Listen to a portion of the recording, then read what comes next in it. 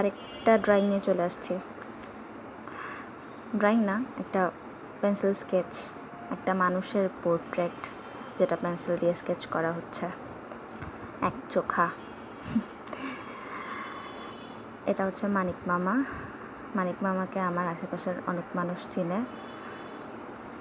So ওই দিন ওনার জন্মদিন ছিল 1 এপ্রিল, অ্যান্ড মামনি বলেছিল যে একটা পোর্ট্রেট আঁকার জন্য। আমিও ভাবলাম হ্যাঁ আঁকা যায়।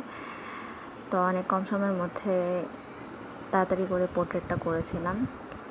মানিক মামা হাসি সুন্দর। তো এই পোর্ট্রেটটা দেওয়ার কথা ভাবলাম, এই যে সাইন দেয়া হচ্ছে, মানে হচ্ছে আমার কাজ শেষ অলরেডি।